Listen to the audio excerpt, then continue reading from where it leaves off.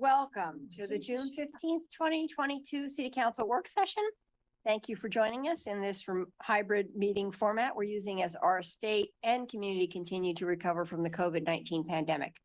For work sessions like this one, where there is no opportunity for public comment, those wishing to access the meeting can do so by watching the live stream available on our website, the broadcast on Comcast Channel 21, or by calling into one of the phone numbers listed for this meeting on the public webcast and meeting materials web page. And thank you again for joining us.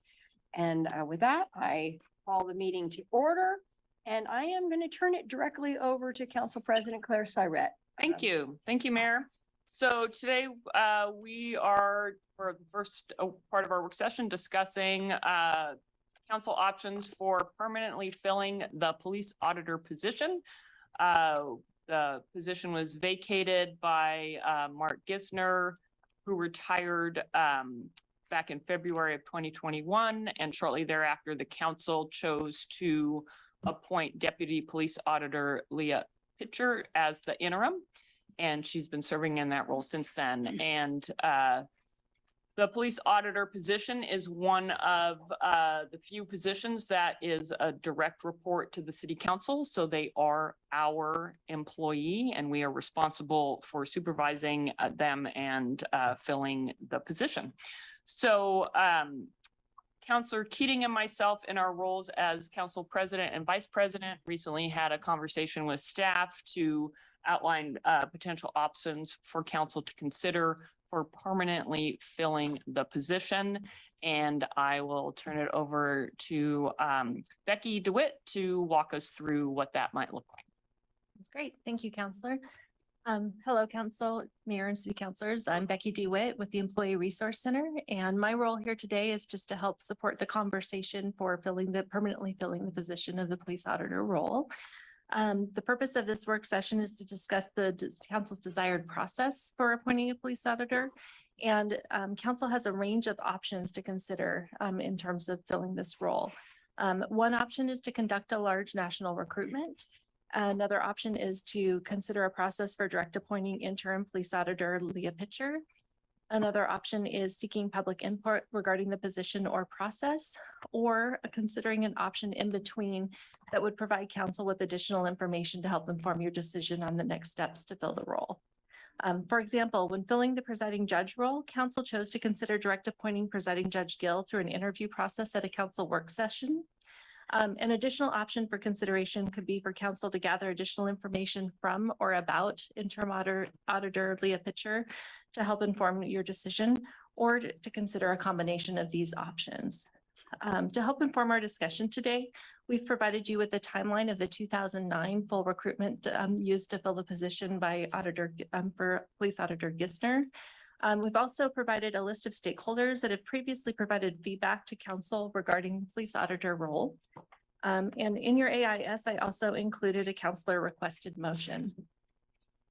I can be available to answer any questions about the pros and cons of these options, as well as seek your direction regarding which options you'd like us to consider pursuing.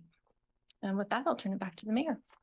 Actually, You want me to Councilor Syrett, it's really the council president's role today. Thank you. So Councillor Keating and we looked over these potential options, and the suggested motion is essentially our recommendation, which is similar to the process we used with Judge Gill. So he was in the interim role of presiding judge for some time. And then when we were looking to make a permanent appointment there, we engaged in a process where we essentially asked stakeholder feedback on how Judge Gill had performed in that role. And then you use that feedback to consider whether or not we wanted to directly appoint him or move into a different kind of process. So I see Alan has his hand up, so go ahead, Alan. Yeah, I was just going to comment on that process that we used for Judge Gill, which, as I recall, the reason we did it that way is we didn't have that much familiarity with the judge, and so we wanted to get a little bit more familiar with him. wasn't in the role, so we needed to, but he was interim, as is the case here, and wanted to see how what people thought, how he was doing on the job. And I think all those same criteria apply for doing this kind of process. You know, getting a review, a 360 review around the police auditor, Leah, is a really good idea. It'll bring up any issues if there are any. I don't expect any, but and then allow us to have that piece of input before we decide how to proceed. So I think it's a good, really good recommendation, a good idea, and in keeping what we did previously. So I'd support this. Great, thanks. Anyone else? Randy? Thank you, President. I see Becky in this, and thank you for the AIS. I thought it was laid out very clear. I see the costs for the nationwide search, but that's on 2008, 2009 costs. So what is that inflated, do you think, to today? 25%? I couldn't really necessarily speak to the inflation. One of the things I will point out, though, is the cost that was listed here is the cost of the contract with the vendor. An additional cost was not included in this, that included the travel costs and all of the administrative costs, et cetera. And so I can tell you that council approved at that time up to $50,000 to be spent on that process. Okay, thank you. That's good to know. And with that said, I've been very satisfied with what I've seen from Leah so far. So I would be comfortable with the proposal and, you know, the 360, and see what we find out and learn on that. Thank you. Great. Emily?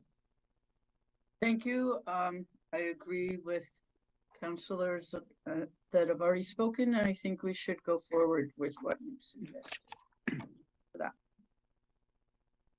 All right. Anyone else? Oh, sorry. Council President, I can't recall if we talked about this in our session that laid out this process, but is there a timeline attached to the requested motion? No, I think the idea is that council president and vice president, should this motion pass, would then meet again with staff, and we would lay out the timeline and the details of the process rather than trying to figure that out in a council work session. Okay, great. Thank you.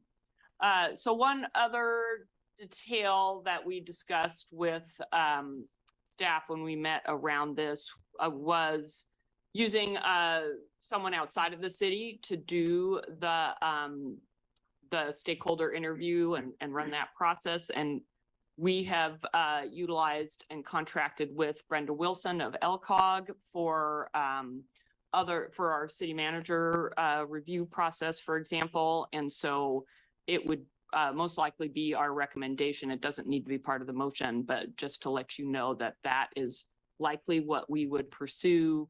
And staff has had initial conversations with her about her availability, and Brenda does have time to do a process of this kind for us. So it would not be our HR staff doing this. It would be an outside party at I'm assuming an affordable rate, not $25,000. So any last questions or comments before I ask the council vice president to put a motion on the table? Okay. Move to obtain feedback from internal and external stakeholders regarding interim police auditor Leah Pitcher to help inform council decisions regarding how to proceed filling the police auditor position. Second. All right. All in favor, please raise your hand. That is a unanimous vote. Yes. So that passes. Thank you so much. I turn it back to you, Mayor. Okay, well, that was very, very quick and easy. That's nice for a change. I have to say, thank you. Maybe it's your skill as a presiding Oh, sure. officer. It's all me. You can take credit for that. Thank you. So we'll make a little transition here, and then we're going to move on to discussion of community survey. And this time I will turn it over to the city manager. Thank you, Mayor. I'm excited to talk about the community survey. This has been sort of on and off the table for the last couple of years. And I know the last one of our more recent meetings when we were talking about the street bond and one of the surveys we did, you expressed some interest in having conversations about those before they go out. And so I don't know that we'll bring every single survey to you that we do as a city, but I think the community-wide one is one that is important. So I'm going to ask Jason to join us and walk us through his thoughts on the survey process. I am Jason Dedrick, policy analyst in the city manager's office, here to give you an overview on the community survey. Let's get things going here. All right. So it's exciting to come back and talk about a community survey. It's been a few years since we've done this as an organization. So very excited to present to you kind of what we're thinking about related to the survey, and then get your feedback as we work on finalizing this and getting a survey out this summer. So what I'll do is give you kind of a general context for the survey, so you understand kind of the what it sits in terms of what else the city's doing.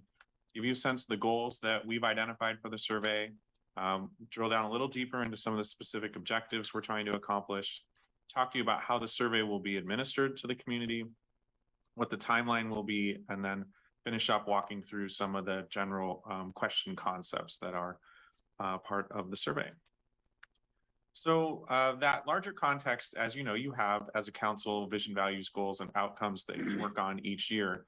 And in that document, in that work, you specifically mention a goal of having equitable, effective, accountable municipal government. And one of the specific outcomes identified there is public engagement that involves the community broadly. And so clearly a survey that's open to the entire community, asking them about their experience in the community, their experience of our organization, is a great way to broadly involve the community in our work. So we feel that will help inform your work as you not only refine those vision, values, and goals each year, but also every time you're at the table talking about any given policy issue, there may be things we can learn through a survey that will assist you with that work. The survey also sits in the context of how we evaluate all of our ongoing programs, projects, and services. So everything that the city does, what can we learn from the community and from a community survey that will help us to inform that work and make changes as needed. So going a little deeper on that context, the last time that we did a full community survey of this type in terms of broadly about people's experience and the wider organization was back in 2012. And so we wanted to reinitiate that work. And so back in 2019, staff began working on the idea of a community survey, secured a consultant for that work. And as I recall, we probably went into lockdown on COVID on like a Wednesday or Thursday. And the day before that, in March of 2020, was the day we signed the contract with the consulting firm. So we were ready to go on the survey, but for a good reason, we pressed pause on that. It wasn't really the time to be going out to the community and asking them about their experiences more broadly. However, we did have then that consultant online, and what they were able to do was help us do a COVID community survey back in late 2020 and early 2021. And you received a report on that, I believe, in February of last year. So that was an opportunity to reach out broadly, to work with that consulting firm, get a sense for what the community was thinking and feeling about COVID. And so that helped provide kind of a nice glide path into this effort. And so we continue to do many surveys on various things that the organization does. And one important point that I want to make about a community survey is that it is not intended to replicate those efforts, nor be the single holding vessel for all of those surveys. So we won't now take everything we always would have asked in other surveys and lump it all into one survey and just do it once a year. This community-wide survey is meant to complement those other efforts. And so we'll continue to do more detailed surveying on or engagement, whether it's a survey or not, on more specific topics that our work groups are needing more information on. So some examples of surveys that have gone out to the community more broadly recently include the Community Safety Initiative survey and engagement effort, the COVID survey last year that I mentioned, a recycling and food waste survey earlier this year, surveys and polling that we do around bonds and levies for things like roads, parks, or the library.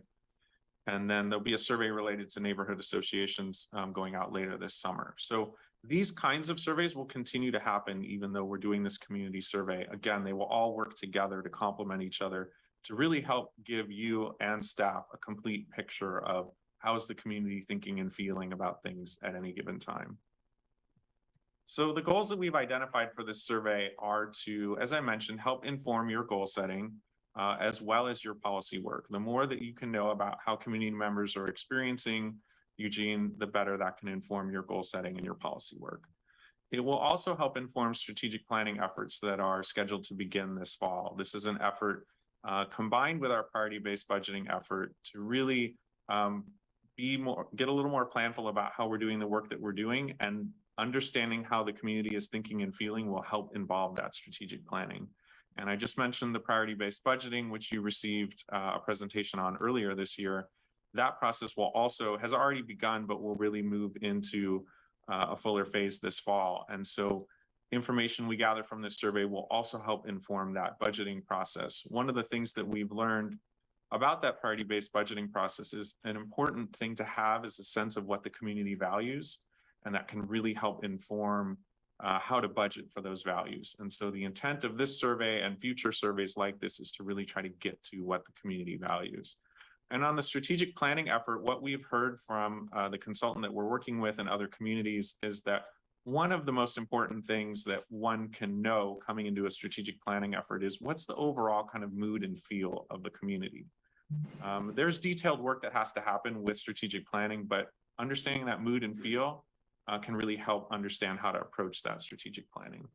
And as I mentioned, another goal of the survey is to complement all of our other engagement efforts that we enter into as a city. So going a little deeper, what are some of the specific objectives of the survey? As I mentioned, trying to understand what the community values right now and potentially how we as an organization are addressing those values. Are we prioritizing work and doing good work in ways that match up with the values that the community has? I mentioned sort of mood and feel more generally to understand how the community is feeling about their experience in the community, how they're able to prosper, are they feeling that they can be successful here. Understanding their quality of life, what matters to community members is important. Another objective is to go a little deeper on some of the key issues that we know are out there. So last year when we did the COVID survey, we asked the community to, in an open-ended way, to identify their top 3 issues. And we received probably, well, a lot of comments, but they boiled down to maybe around 20 or 25 different categories. And the 3 categories that stood head and shoulders above everything else were community safety, or some iteration of that, housing, and homelessness. So we were able to learn more about community safety through that engagement effort last year. We're wanting to learn a little bit more about those other top 2 issues. So one of the objectives of the survey is to ask some questions related to housing and homelessness. They will be relatively minimal in nature, but they will allow us to learn a little bit more. Future survey or engagement efforts could dig a little deeper based on what we find out. So it's really kind of dipping our toe into trying to understand those issues just a bit better. As I mentioned, this survey will inform future surveys. It's likely that future iterations of this that we will do annually might be a little longer than this year's survey. And so we may find things that we wanted to ask that we didn't ask. We might find that a question didn't quite work, or topics we want to know more about because we learned that they were important, but we didn't have questions about them. So it will really help to inform those future surveys as well. So it can be an iterative effort over the years.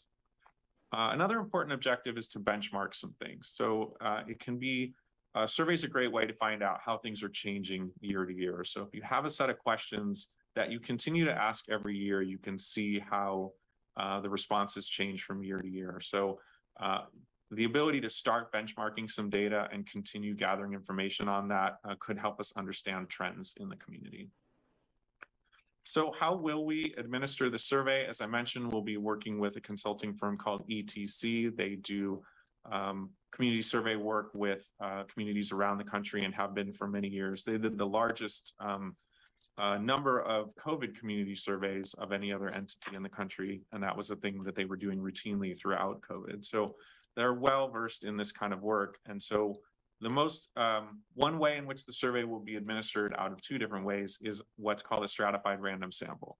What that means is that ETC is going to randomly identify members of the community to send the survey to, and what they will receive is a paper survey with a link to either take the survey online or they can fill out that paper survey and send it back. That random sample is going to be by ward, and the intention there is really to make sure that we're getting geographic diversity in who receives the survey, because you could randomly select and maybe not have it be geographically representative. So one of the most important reasons for doing that isn't so much to be able to compare results by ward, but just to make sure that we get completed surveys from the entire community geographically. The goal will be to have a statistically valid sample from each ward. And given the population of our wards, the number of surveys completed it would take to reach that is about 100 surveys.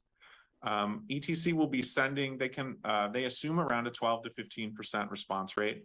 So in this example, they'll be sending maybe around 700 surveys to each ward, hoping to get 100 completed surveys back. We actually did better than that on our COVID survey. I can't remember what our response rate was, but it was better than 15%. So that's good. We have an engaged community. ETC will be sending postcard follow-ups, as well as more recently, they've started doing text follow-ups with individuals. So they will continue to remind people who received that initial survey until we reach that 100 number from each ward. And so not only is the goal to make sure we get that geographic representation, but we also want to try to match as closely as possible citywide demographics on race and ethnicity, age, and income. And we were able to almost get exactly that matching with our COVID survey in terms of who completed the survey versus our community demographics. So we hope to match that again. So separate from that sample, we'll also have an opt-in version that any community member can take. So we will be posting the survey on Engage Eugene, much like we did with the COVID survey, publicizing that widely, and anyone can complete that survey, go online and do that. We will be keeping the results from the two samples separate. And again, that's very similar. That's identical to what we did with the COVID survey. Allows us to see how people self-selecting into the survey might differ from that representative sample that we're getting. So how will we promote the survey? And I should mention, I'm joined by Cameron Ward Jacobson here, who's our acting communications director for the city. She'll be taking the lead on the communication strategy about the survey. So after we finish, if you have questions about that, she'd be a great one to ask those of. So we will, of course, advertise it on our website, as well as our social media. Our Office of Equity and Community Engagement, either through neighborhood associations or through the many connections they have with various interest groups in the community, will be a great way to promote the survey. For example, we could make sure to get something in neighborhood newsletters, or neighborhoods could be sending to their mailing lists, but again, also all the other entities that office has connections with.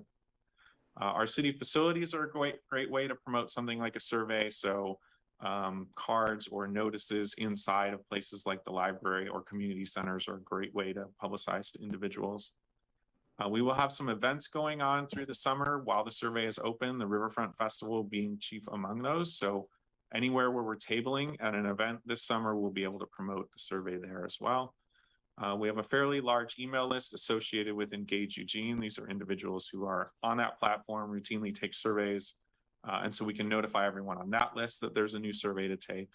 We'll also be doing press releases to try to catch all of our media outlets in town. And then any other entities or interested parties, for example, like a tenant association or Chamber of Commerce, any other organizations in town, we can connect with and have them share the survey with their members. So the timeline for the survey is that it will hopefully be out on the street, so to speak. ETC will be sending surveys out to that sample mid-July to mid-August. So we think it'll take on the order of around 4 weeks for them to get that response rate for each ward that we're looking for. We will also, towards the end of that period, be then making it open to community members for anyone who wants to take it. We'll be looking at analyzing those survey results in early September, and then coming back to you with a work session in mid-September with the results from all of the surveys that we have received. In late September, there'll be work going on related to strategic planning. These survey results will directly inform that process, so that anything we learn about the survey can inform that. And similarly, in October, more robust internal budget planning will be happening. Again, what we learned from the survey will help inform that process as well.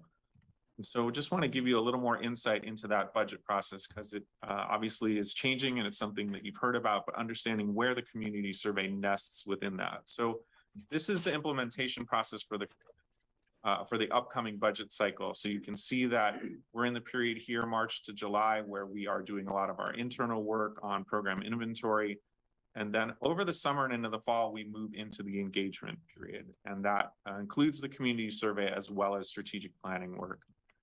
Then in October, doing that internal budget planning, and then late this year, early next year, actually building the budget.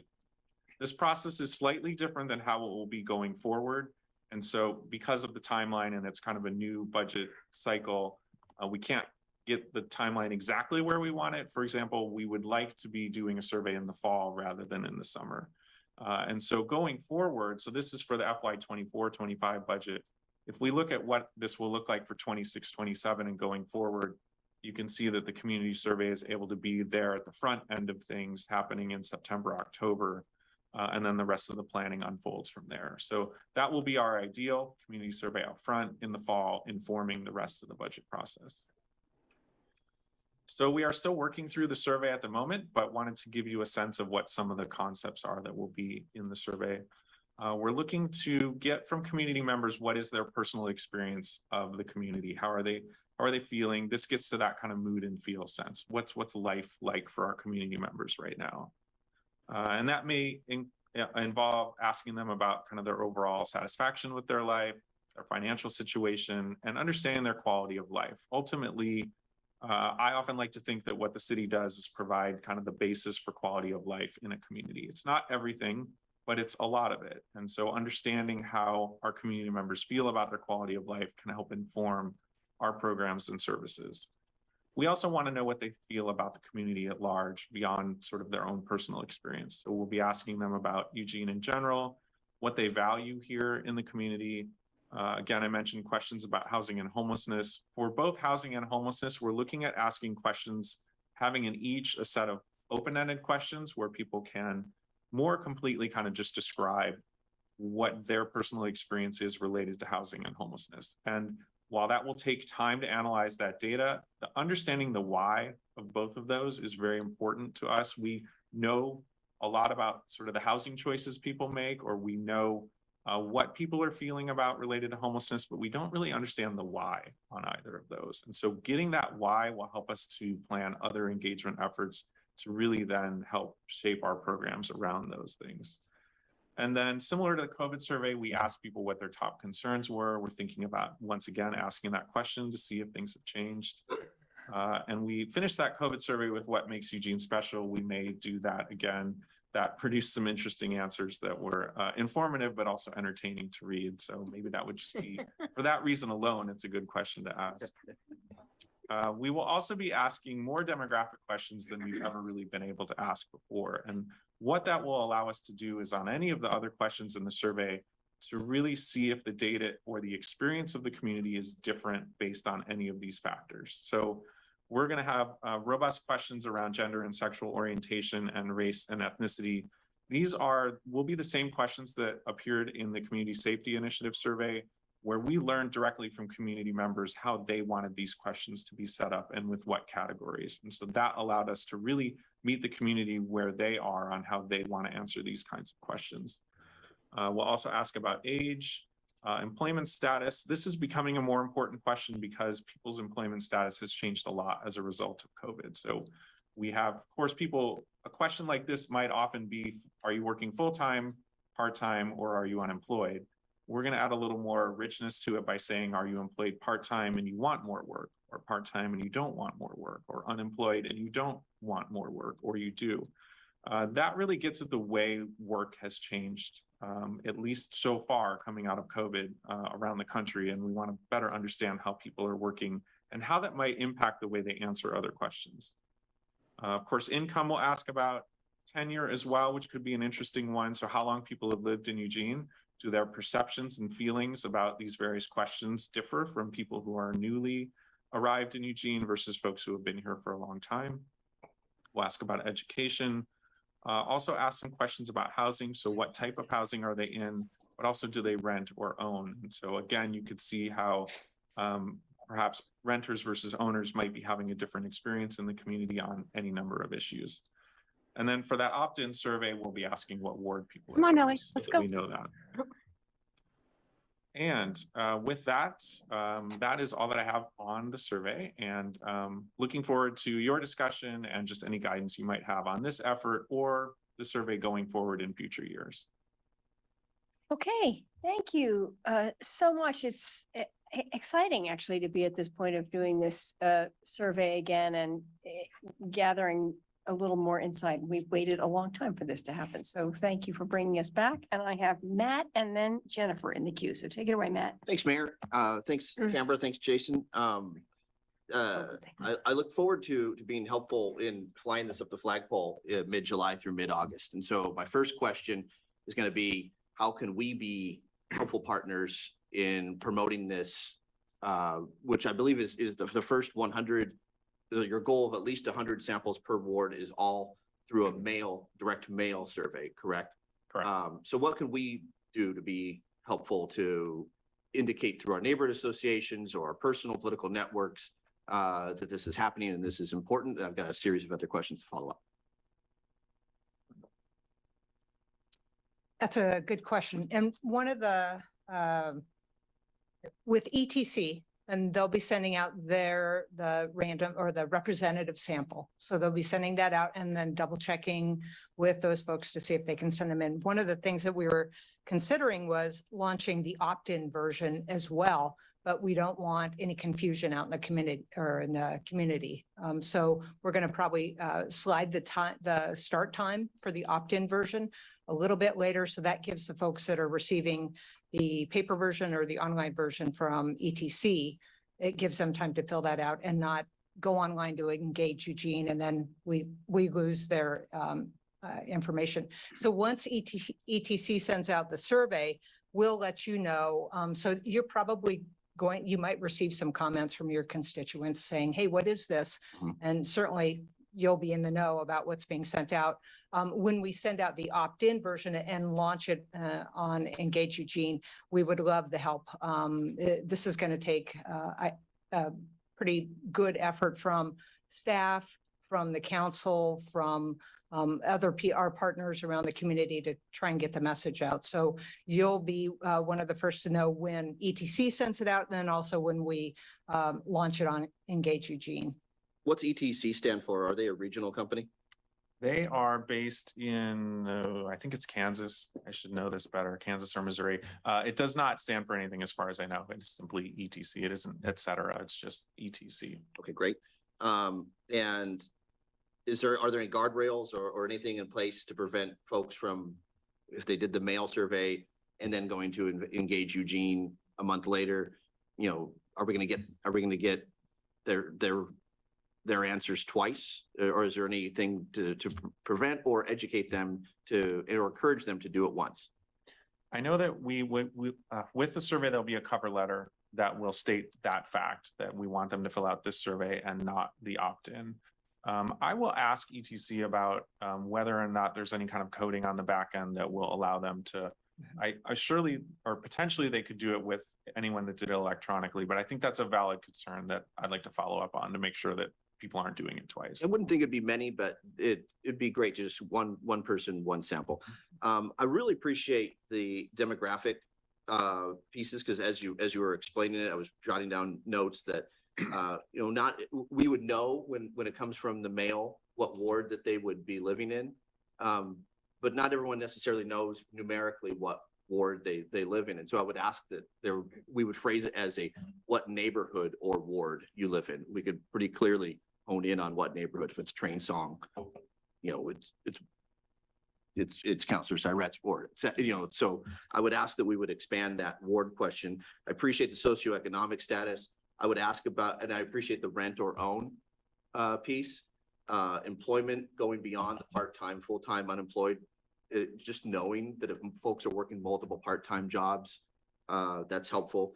I would suspect that it's also helpful to know preferred gender, sexual orientation, as you pointed out, but faith or religious orientation or faith that a community member belongs to, or the agnostic or the atheist, may be a good demographic piece as well.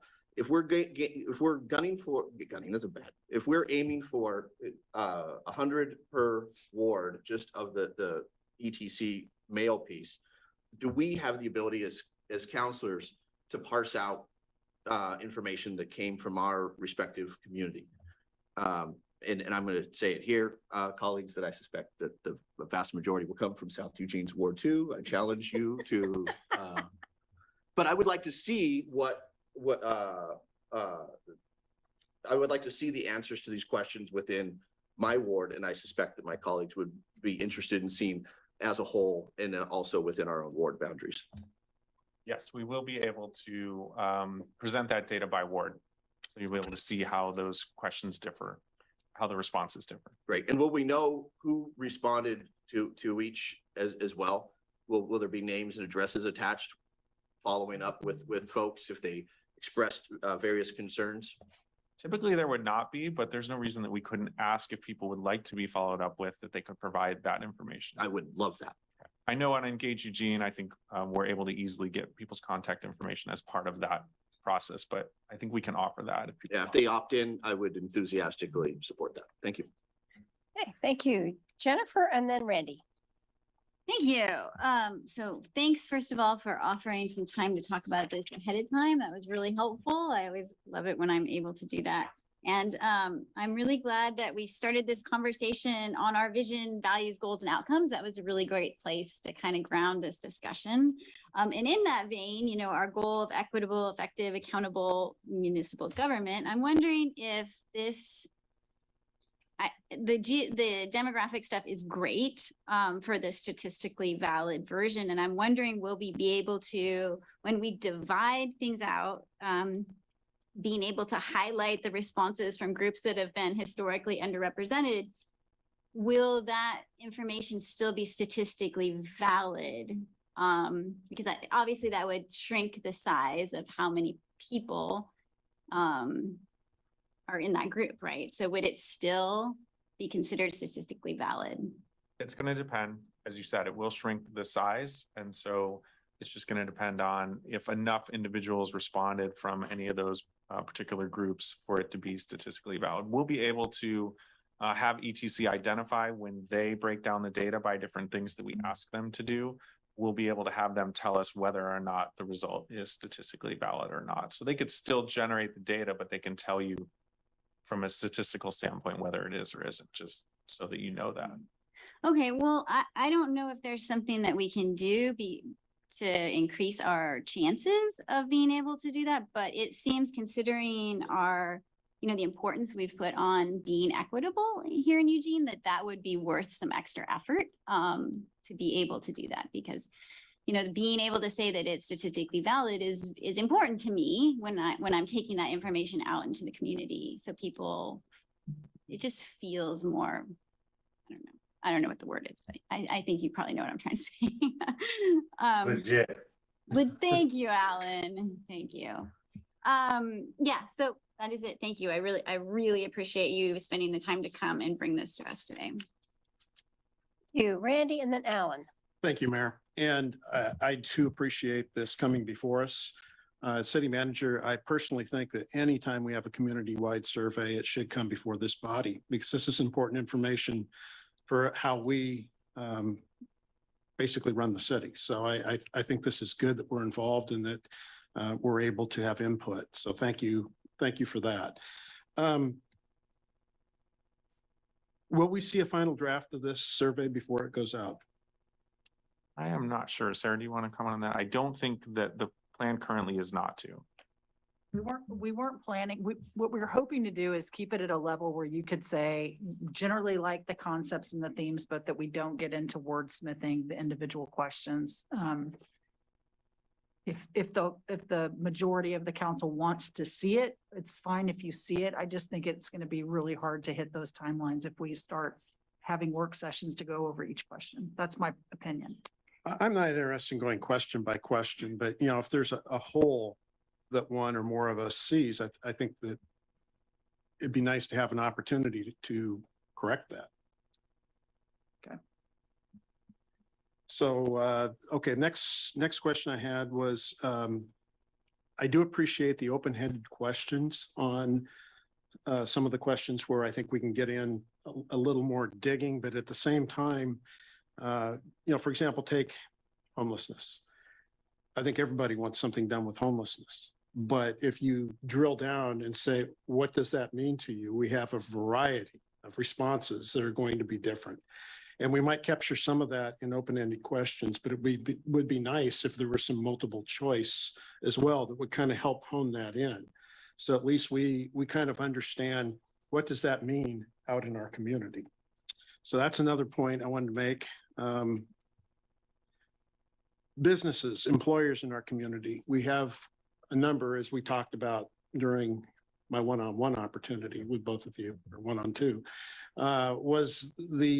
we have a number of employers who I'm aware of that pay property taxes. They employ people who live in our city, but they themselves do not live in our city. But they certainly have some thoughts about how things are going. I mean, they pay property taxes, they pay CSI taxes. It would be nice to at least understand and put them in another category to know what's going on, because it does behoove us to keep good employers in our community right here where they keep our people employed. So that's something I would be interested in, as I shared before. And then I agree with Councilor Keating asking the question, I'll call it survey loading. I don't think there's a lot of people out there that do this, but it would be nice if we knew if there's someone submitting over and over and over again. I mean, more than just twice, and make sure that we don't skew our data based on that. But again, I'm very happy with what I'm seeing. I like the process. I think it's well thought out, and I look forward to learning more. Thank you. Thank you. Alan. Thank you, Mayor. I think a red flag review by the council before it goes out is a really good idea. Not the wordsmithing, but like, did we miss anything, or is this one just totally wacko?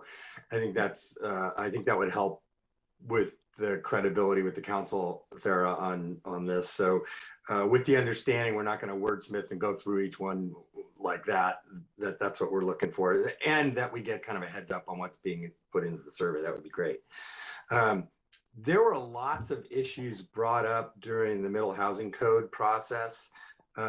Did Jason, you guys, did you review those, and will they be reflected in the what issues are of high impact section of the survey? So we worked with our staff in planning and development specifically on the housing questions. They're the lead on sort of helping us develop those questions. And so they have specifically mentioned learning some things or hearing some things through that process and wanting to learn more. Specifically, their question, as I think I mentioned, was wanting to understand why, personal motivations for people around housing and what they're personally concerned about related to housing. One of the things that staff have mentioned is that there's a difference, and we talked with our consultant about this too, there's a difference when community members share their concerns more broadly about the community on an issue, say like middle housing, versus their own personal experience of the issue. And so the intent of the survey is to get a little more to the personal nature of the issue related to housing for individuals in our community, rather than more broadly, because that is more helpful for us to know what are individuals actually feeling related to housing versus opinions on larger topics. So there were some things learned, I think, by housing staff during that middle housing process that fueled their desire for certain types of questions. Yeah, so having gone through several of these surveys, one of the useful things as a counselor is being able to dial in and on particular issues that are of import to the broader community, and having that list is really important. I mean, you could get it through the, what's important, voluntary questions, but some of the issues brought up, we're going to work on the solar access ordinance, we're working on the tree preservation one, and we're already working on canopy. So there were some other embedded issues in that conversation that If we could go back and look at those specifically and make sure that somehow they're reflected in this, I think that would be really helpful for council as we move forward on all these things. Thanks. Thank you. Mike? Mayor, I have a number of thoughts on this. First one, I am very happy because staff has a better memory of issues and the important turning points when we're having discussions. So I'm glad they're informing the questions, and I'm glad they're like the planning staff stuff you're talking about. But there's an aspect of this I want to keep in mind. I'm hoping that the output, the product of this survey informs us of a number of things. But most important to me, I'm hoping it helps us make decisions as counselors. In other words, I want that information. While it might be interesting to know a few things, I'm going to look at the information that helps us make larger decisions well. And so we have a number of very heavy decisions to make soon that will have, they'll be controversial to people in the community. I want to know before we do that, what does the public think on those and why? So, and I know, having created a few surveys in my life, how hard that is to parse out. But if they keep in mind that purpose for some of this stuff, that would be great. One other thing I would say is some of our wards have multiple neighborhoods in them, and some of the neighborhoods have multiple wards in them. So especially in the North Eugene area. So I really would not like this changed from ward designation to neighborhood association. That just won't work in North Eugene, especially. The neighborhood associations are much larger up here geographically than in the southern part of the city. So there was one other. Will you be covering with some sort of question all, and I know there's no definition for this, but all large decisions that are in our future? I want to get some clarification on your question. Will we be, well, let me answer if this is the question. In terms of scanning ahead for issues on the agenda and then asking questions about those, that is not currently the intention. It would be really helpful to, and I'm not asking would you agree or disagree with doing X.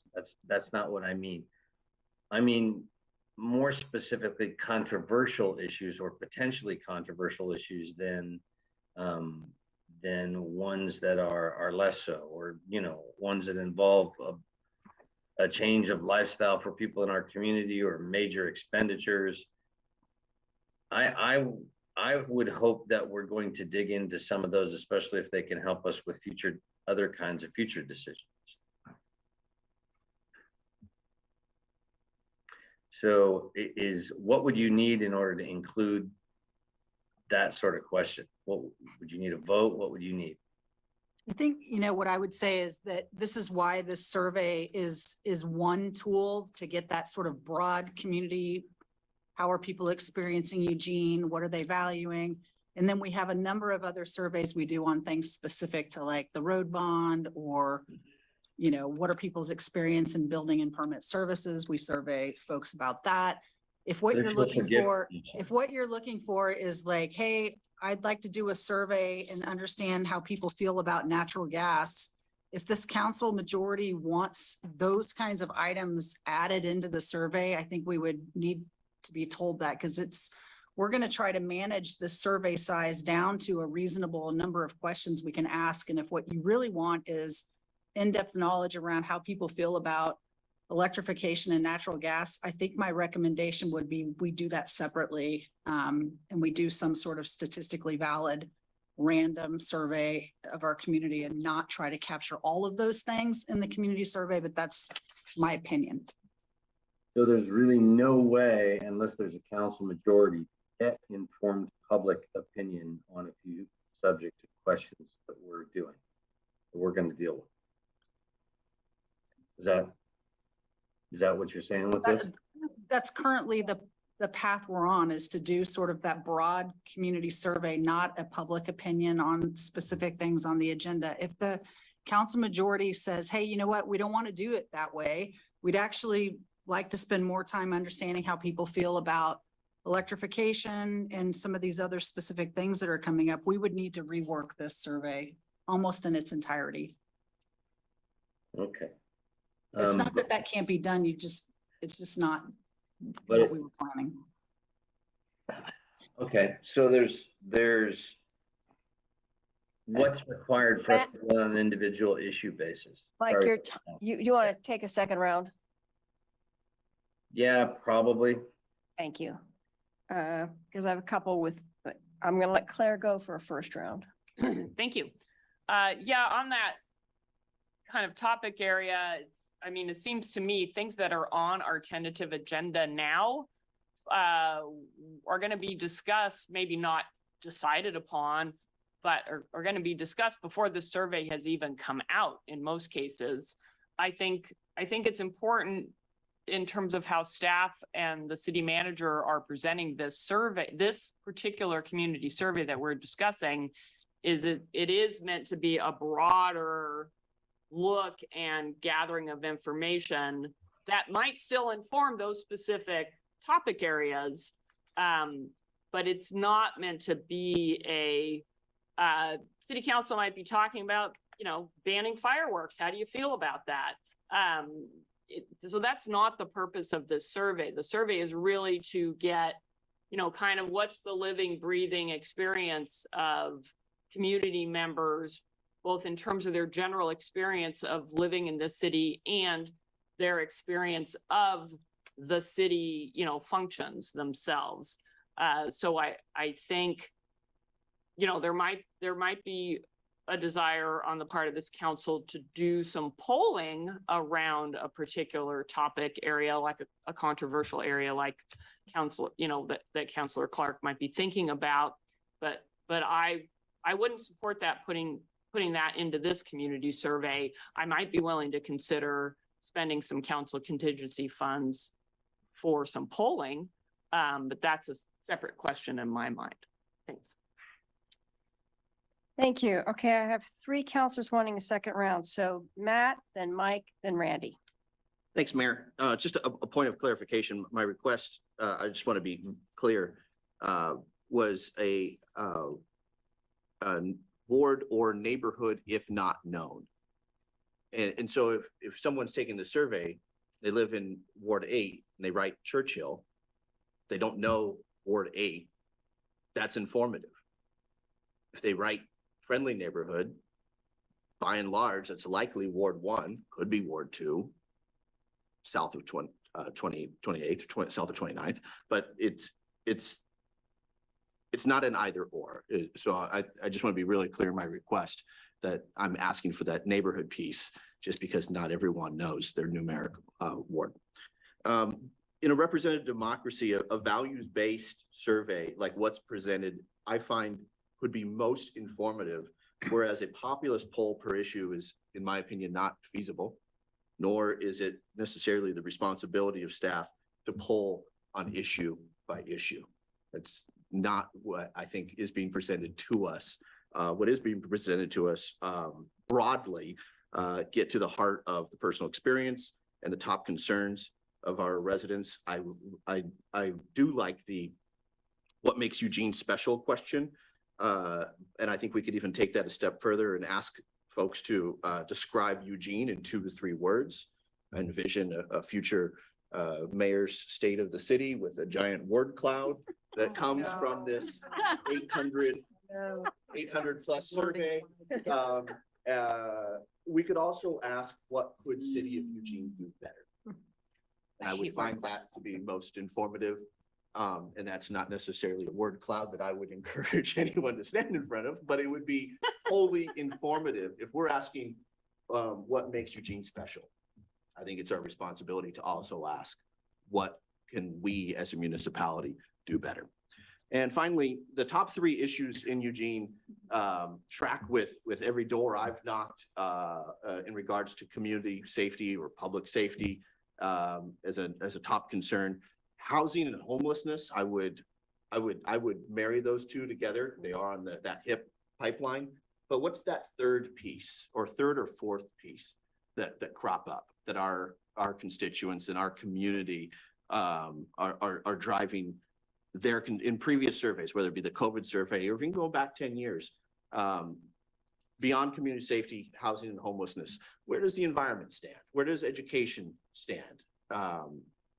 Is there a fourth or fifth piece that or third or fourth piece that you could share with us today? Or could we look forward to getting that information after this survey is complete this summer? I would like to, I mean, we do have that from the COVID survey and we can send that information to you again, which sort of had in rank order where those issues were.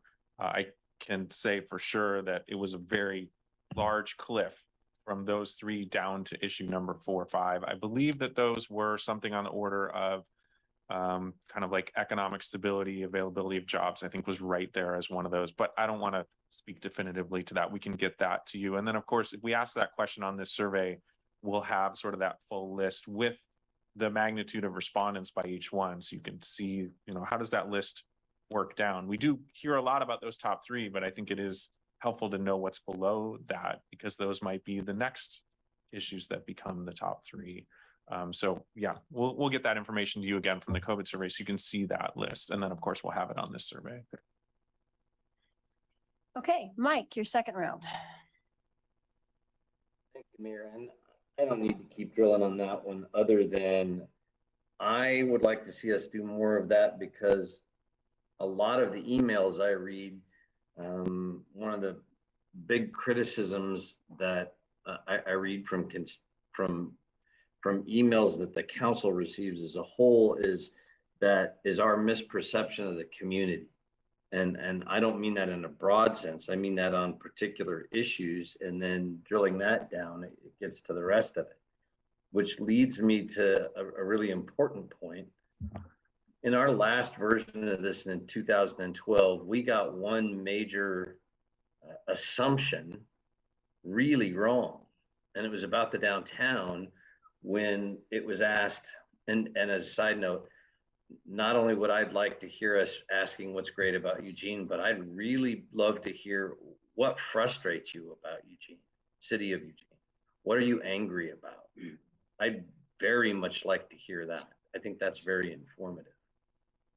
But we asked some questions trying to get at, you know, whether people ever come downtown and when and if they do, or if they don't, what's the reason they don't? If they have negative perceptions, what are they? The number one answer by far was that it's dirty. And we then misinterpreted that information to, you know, sending people out to power wash sidewalks 2 or 3 times a week and put flowers up. And that's not really what people meant. We discovered from discussions after that fact. And so my question is around how much drill down will come from answers like that? Will we be able to more accurately identify what pieces people mean when they give an answer? I will say it depends, right? There's only so much we can get. We have qualitative answers like multiple choice. The qualitative where people can write us an essay about things helps some more.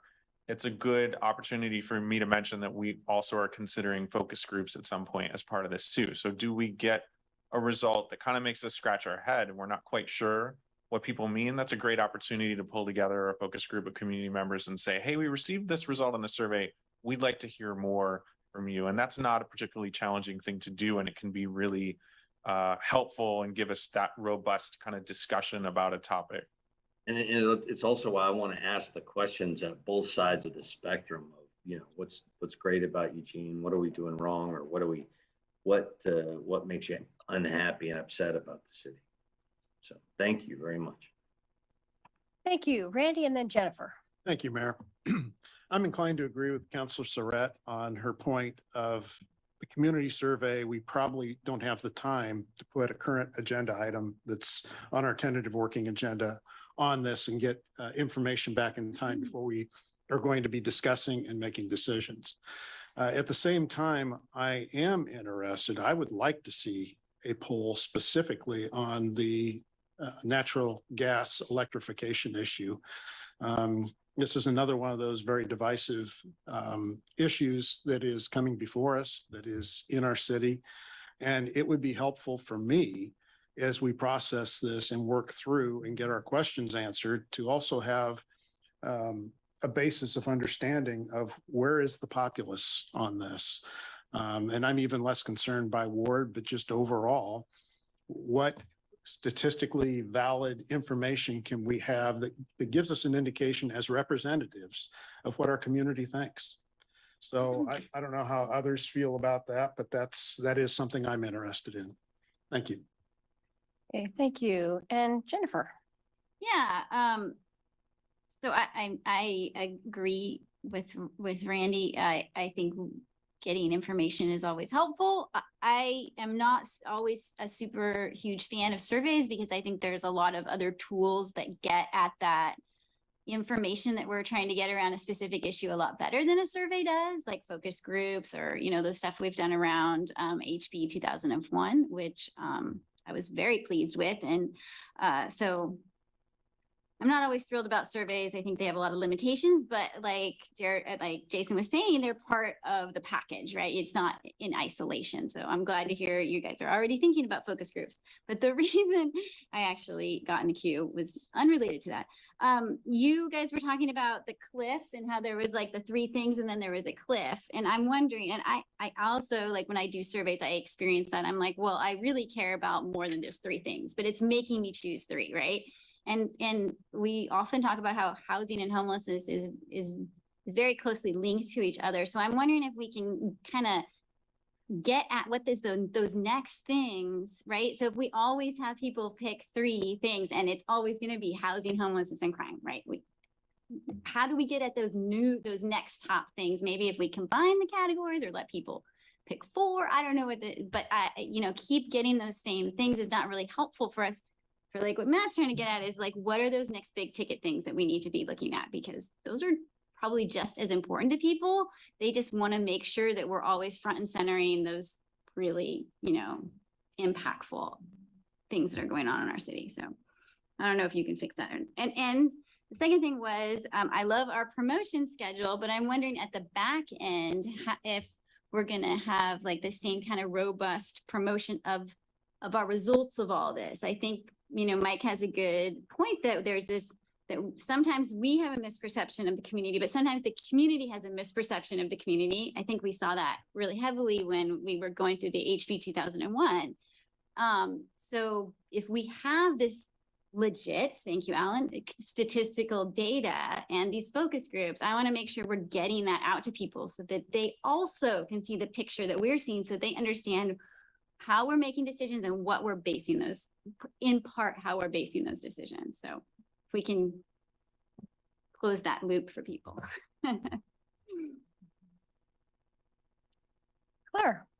Thank you, Mayor. Just a few thoughts that were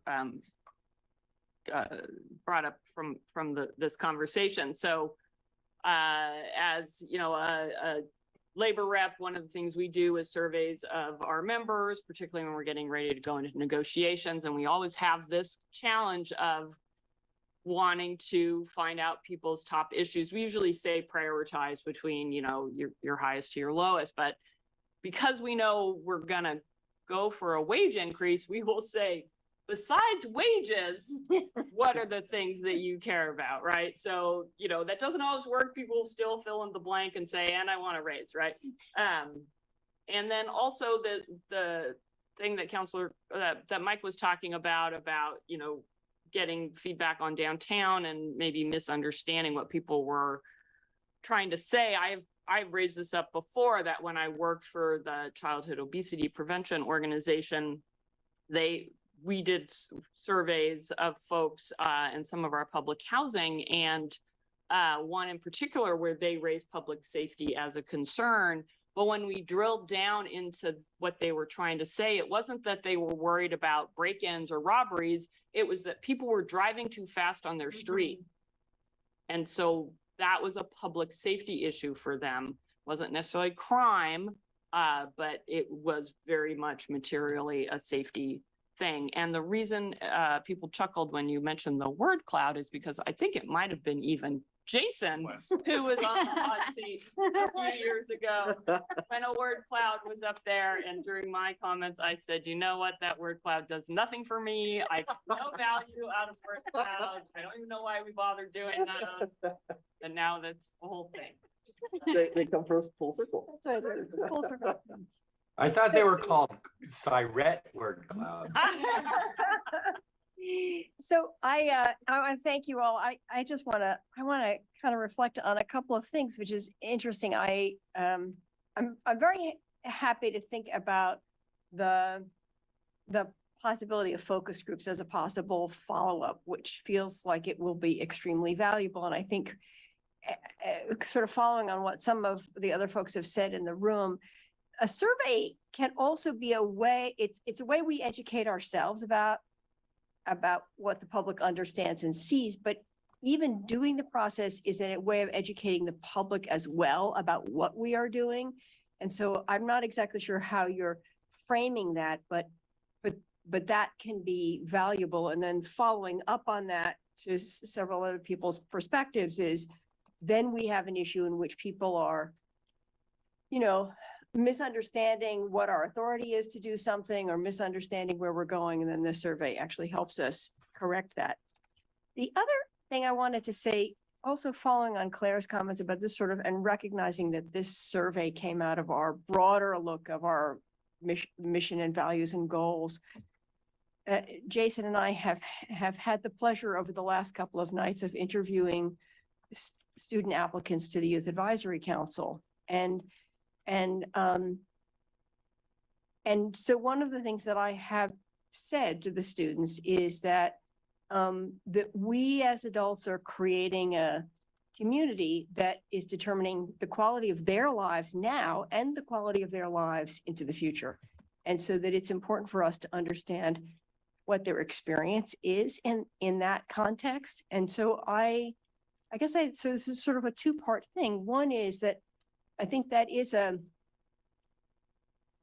of the things that they have said, many of them have said that hate and racist acts are something that really concern them. So I do think this demographic information and this sort of qualitative information is hugely important to us in terms of understanding the sort of day-to-day experience. The other question that opens for me is actually our capacity to survey youth. And whether we could do that in this context or whether we need another way to do that. But I think it would be extremely valuable if we were able to survey high school, and we have discovered that middle school students are pretty unbelievable in this community. So, so it would be interesting if there's whether in this community survey or in another context, we think about actually doing a youth survey. And I guess that's my final comment. Any other questions or comments? So we have to, there's no motion. We don't have to direct anything because you're moving forward. So that sounds great. With that, I believe we are adjourned. Thank you.